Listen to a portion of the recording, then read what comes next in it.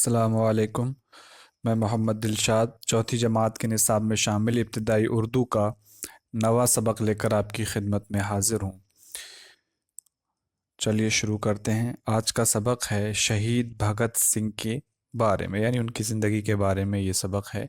हम पढ़ेंगे कि शहीद भगत सिंह कौन थे और इन्होंने अपनी बहुत कम उम्री की मुद्दत में कौन सा अहम काम अंजाम दिया।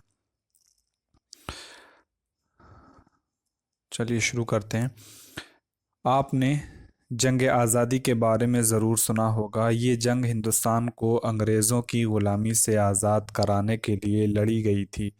जो लोग लड़ाई लड़ रहे थे उनके दो गिरोह थे। एक नरम दल, यानी जो लड़ना नहीं चाहता था, जिसके लीडर महात्मा गांधी थे, और दूसरा गरम दल था जिसके रहनुमा भगत सिंह थे। भगत सिंह पंजाब के ज़िला लॉयलपुर में मौजूदा पाकिस्तान के जर्रावाला तहसील में 27 सितंबर 1907 को पैदा हुए।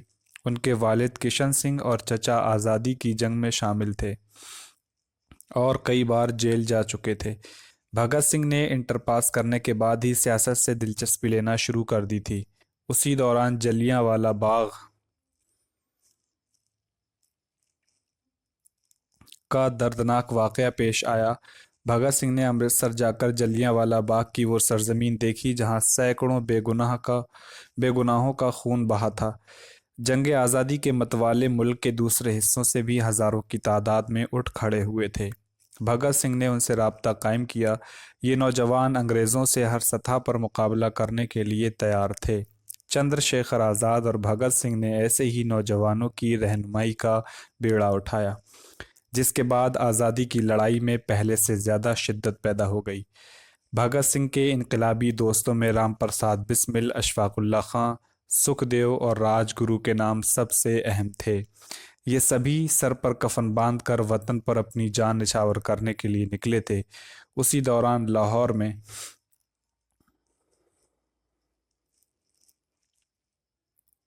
साइमन कमीशन के खिलाफ एक ज़बरदस्त जुलूस निकला, जिसमें लाला लाजपत राय पेश थे, यानी आगे आगे थे।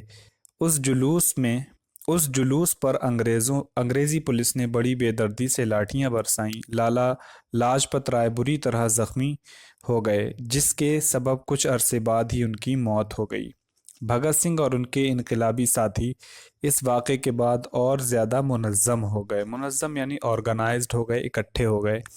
उन्होंने अंग्रेज़ों को ईंट का जवाब पत्थर से देने की ठान ली।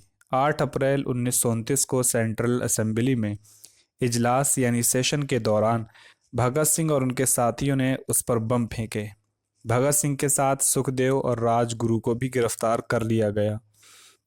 उन्होंने असेंबली के हाल में इनकलाब जिंदाबाद के नारे लगाए और ऐसी पर्चियां हवा में उछाली जिन पर अंग्रेज़ों के जुल्म की दास्तान बयान की गई थी। ये भी याद रखने की बात है कि भगत सिंह और उनके साथियों ने असेंबली के जिस मकाम पर बम फेंके वो खाली था, इसलिए कि वो किसी को मारना नहीं चाहते थे। उनका मकसद अंग्रेज़ों के जुल्म के ख़िलाफ़ अपने गुस्से का इजहार करना था। उसके बावजूद अंग्रेज़ों ने उन पर मुकदमा चलाया और तीनों साथियों को लाहौर सेंट्रल जेल में 23 मार्च 1931 को शाम 7:15 पर फांसी दे दी गई। भगत सिंह उस वक्त सिर्फ 23 बरस के थे। आज़ादी मिलने से बहुत पहले ही वो हमसे बिछड़ गए। वतन के लिए भगत सिंह की इस कुर्बानी से हौसला पाकर हज़ारों लाखों नौजवान आज़ादी की लड़ाई में कूद पड़े। आज हम आज़ाद मुल्क के शहरी हैं। जंग आज़ादी के हज़ारों मतवालों ने हमारे लिए अपना सब कुछ निछावर करके आज़ादी का ये तोहफा हमें दिया। जब वो शहीद हुए तो उनके माँ बाप और दादा जिंदा थे। भगत सिंह उम्र में सबसे छोटे थे, लेकिन उनका कारनामा सबसे बड़ा था। उन्होंने अपने वतन पर जान देकर अपने ख़ानदान ही का नहीं बल्कि पूरे मुल्क का नाम रोशन किया।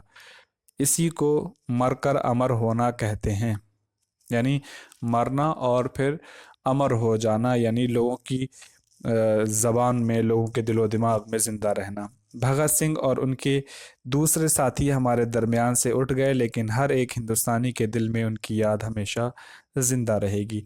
ये भगत सिंह थे।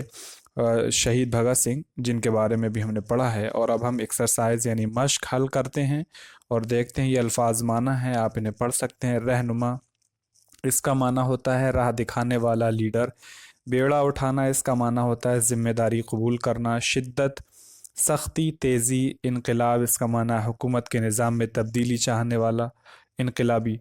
सर पर कफन बांधना, इसका माना है जान देने के लिए तैयार रहना। दौरान का माना है बीच में।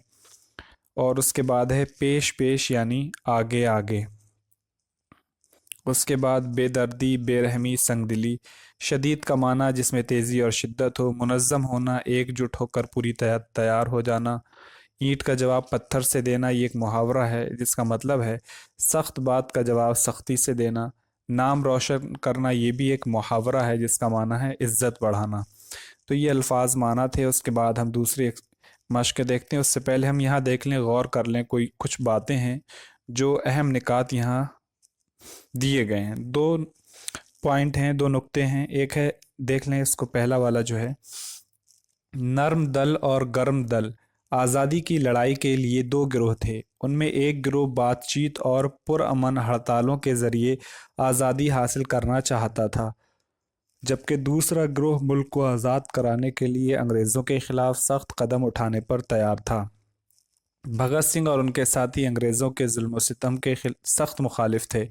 नौजवानी में ही उन लोगों के दिलों में वतन की मोहब्बत इतनी बढ़ गई थी कि वो अपनी जान की बाजी लगाकर मुल्क को आज़ाद कराने के लिए तैयार हो गए। अब यहाँ कुछ सवाल दिए गए हैं जिन्हें हम देखेंगे और उनका जवाब आप लोग लिखेंगे या आप उनके जवाबात देंगे। हिंदुस्तानियों ने अंग्रेज़ों के ख़िलाफ़ लड़ाई क्यों की? हिंदुस्तान को आज़ाद कराने के लिए। अंग्रेज़ों के ख़िलाफ़ लड़ाई लड़ने वालों के कौन से दो गिरोह थे? एक गिरोह था नर्म दल, जो लड़ाई लड़ना नहीं चाहता था और एहतजाज करके आज़ादी हासिल करना चाहता था। दूसरा गर्म दल, जो लड़ाई करने के हक में था। भगत सिंह की पैदाइश कब और कहाँ हुई? 27 सितंबर 1907 को उनकी पैदाइश हुई। और लाला लाजपत राय की मौत कैसे हुई? लाला लाजपत राय की मौत हुई उन पर जब अंग्रेज़ों की तरफ से लाठियां बरसाई गईं, उसी की तकलीफ की वजह से। भगत सिंह और उनके साथियों ने कब और कहाँ बम फेंके थे? उन्होंने 1929 में भगत सिंह ने और उनके साथियों ने असेंबली पर बम फेंके थे। भगत सिंह और उनके साथियों को कब और कहाँ फांसी दी गई? 23 मार्च 1931 को ने लाहौर में फांसी दी गई। तो अब देखें, नीचे दिए हुए लफ्ज़ों से खाली जगहों को पुर करना है। भगत सिंह पंजाब के ज़िला लॉयलपुर में जर्रावाला तहसील में 1907 को पैदा हुए। 1907 यानी 27 सितंबर 1907 को पैदा हुए। उसके बाद हम देखें, भगत सिंह ने अमृतसर जाकर जलियांवाला बाग की वो सरजमीन देखी। उसी दौरान लाहौर में साइमन कमीशन के खिलाफ एक ज़बरदस्त जुलूस निकला जिसमें लाला लाजपत राय पेश पेश थे। असेंबली के हाल में इनकलाब जिंदाबाद के नारे लगे। भगत सिंह और उनके साथियों को इस तारीख यानी ये 23 मार्च 1931 को फांसी दी गई। उसके बाद हम देखें, यहाँ कुछ और मश्क दी हुई है। हर लफ्ज़ के सामने 3 लफ्ज़ हैं। एक लफ्ज़ समझ लें, ये एक लफ्ज़ है, उसके सामने 3 लफ्ज़ हैं। इनमें जो मुतज़ाद हों उनको खाली जगह में लिखिए। यानी जो मुतज़ाद हैं उनको हम कहाँ लिखेंगे? खाली जगह में लिखेंगे। अब ग़ुलामी क्या है? इसका मुतज़ाद कौन सा होगा? ग़ुलामी का मुतज़ाद आज़ादी। नर्म का मुतज़ाद सख्त। जंग का मुतज़ाद सुलह। ज़मीन का मुतज़ाद होता है आसमान। मौत का मुतज़ाद होगा ज़िंदगी। और इनको हम यहाँ लिखते जाएंगे। नौजवान का मुतज़ाद होता है बूढ़ा। तो इन जुमलों पर सही का या गलत का निशान लगाइए। भगत सिंह 60 बरस जिंदा रहे, ये गलत है। भगत सिंह की शहादत के वक्त उनकी माँ जिंदा नहीं थी, ये भी गलत है। महात्मा गांधी नर्म दिल के लीडर थे, सही है। उसके बाद चंद्रशेखर आज़ाद भगत सिंह के दोस्त थे, ठीक है। भगत सिंह और उनके साथियों पर अंग्रेज़ों ने मुकदमा नहीं चलाया, ये गलत है। आज हम आज़ाद मुल्क के शहरी हैं, जाहिर सी बात है। इन तस्वीरों को गौर से देखिए, ये नादिरा का घर है। घर में अम्मा, अब्बा, नादिरा, राशिद और सानिया सब हैं। तस्वीर में सभी कुछ न कुछ काम कर रहे हैं। कोई देख रहा है, कोई पढ़ रहा है, कोई खा रहा है, कोई लिख रहा है, कोई कुछ सुन रहा है। तो इसको देख लें यहाँ। ऐसे अल्फाज जिनसे किसी काम का करना या होना जाहिर हो, उन्हें फेल कहते हैं। काम का करना मतलब मैं खाना खा रहा हूँ, एक काम किया जा रहा है मेरे ज़रिए से। और होना, मुझे नींद आ रही है, ये होना हो गया। और ऐसे ही उसे तकलीफ पहुंची, तो तकलीफ पहुंचना ये फेल है। तो ये जो होगा ये होने वाले वो फेल जो होते हैं, यानी जिनका होना समझ में आता है, तो वो इस तरीके से समझे जाते हैं जैसे उसे तकलीफ पहुंचना या उसे भूख लगना। तो भूख लगना ये उस तरह का फेल है जिसे जो होने के ज़रिए समझा जाता है, और करने के ज़रिए यानी उसमें इंसान का अमल अमली तौर पर दखल हो। तो ऐसे अल्फाज जिनसे किसी काम का करना या होना जाहिर हो, उन्हें फेल कहते हैं। अब देखें, इन तस्वीरों में देखा कि अब्बा जान अखबार पढ़ रहे हैं, अम्मी जान टेलीविज़न देख रही हैं, राशिद वॉकमैन सुन रहा है, नादरा चाय पी रही है, सानिया सबक लिख रही है। तो ये जो हरे उसमें दिए हुए हैं, नीले उसमें, तो इनको जो कहेंगे हम फेल कहेंगे। इन जुमलों में पढ़ रहे हैं, देख रही, सुन रहा, पी रही, लिख रही जैसे लफ्ज़ किसी काम के करने के बारे में बता रहे हैं। पढ़ना, पीना, सुनना, लिखना, ये क्या है? फेल कहलाएंगे। उसके बाद नीचे दी गई तस्वीरों से कौन सा काम मालूम होता है, खाली जगह में लिखिए। तो आप इन इतना आसानी से अब समझ सकते हैं कि ये पतंग उड़ा रहा है, ये पढ़ रही है, ये नाश्ता कर रहा है या कुछ खा रहा है, और ये चाय पी रही हैं। तो इस तरह से आप इन मशकों को मुकम्मल कर सकते हैं। जंग आज़ादी में हिस्सा लेने वालों को तस्वीरों में पहचानिए और उनके नाम से नाम मिलाइए। तो आप मिला सकते हैं, गांधी जी मिला दिया गया, गांधी जी का नाम। और उसके बाद हम देख सकते हैं ये भगत सिंह का हो गया, और उसके बाद ये चंद्रशेखर आज़ाद हो गए, ये हो गया अशफाकुल्ला खान, ये हो गया राम प्रसाद बिस्मिल। तो इस तरह से आप इन्हें मिला सकते हैं। राजगुरु हैं लाला लाजपत राय हैं, महात्मा गांधी नहीं, ये नीचे दिए हुए हैं अशफाकुल्ला खान। तो इसको आप मिला लें तस्वीरों से, और उम्मीद है कि ये सबक आपको समझ में आया होगा। इन जुमलों पर गौर कर लीजिए, ये भी समझ में आ जाएगा। फिर भी एक नज़र हम इन्हें देख लेते हैं कि चंद्रशेखर आज़ाद और भगत सिंह ने गरम दिल की रहनुमाई का बीड़ा उठाया, ये भी सर पर कफन बांध कर निकले, नाम रोशन किया। ये जो इस तरह के फ्रेज दिए हुए हैं, टुकड़े दिए हुए हैं, जिन्हें हम फ़िक्रा कहते हैं। ऊपर तीनों जुमलों में मुहावरों का इस्तेमाल हुआ है। मुहावरा आम बोल चाल में चंद ऐसे अल्फाज का मजमुआ होता है जिसमें अल्फाज अपने असल माना के बजाय मुख्तलिफ मानों में इस्तेमाल होते हैं।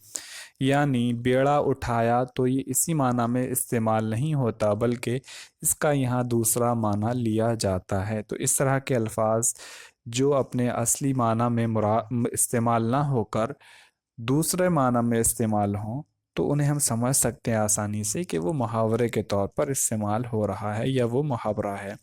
अब देखें, कॉलम अलिफ, ये कॉलम अलिफ है, और कॉलम बे ये देखें। तो यहाँ पर लिखा है कॉलम अलिफ में मुहावरे हैं, कॉलम बे में उनके मतलब दिए हैं, इशारे के मुताबिक सही जोड़ मिलाइए। एक तरफ आपको मुहावरा मिलेगा यहाँ, और इन मुहावरों के मतलब आपको इस तरफ मिलेंगे। तो आप सही यानी मतलब को एक दूसरे से मैच करें। तो बेड़ा उठाना देख लें, इसको यहाँ इन्होंने मैच किया, जिम्मेदारी कबूल करना। जान निछावर करना, निछावर यानी कुर्बान करना। सर पर कफन बांधना यानी मरने के लिए तैयार होना। ईंट का जवाब पत्थर से देना, किसी सख्त बात का जवाब सख्ती से देना। नाम रोशन करना मतलब इज्जत बढ़ाना। तो उम्मीद है कि ये सबक आपको समझ में आ गया होगा। किसी भी तरह की कोई दिक्कत पेश आती है तो कमेंट बॉक्स में ज़रूर पूछें।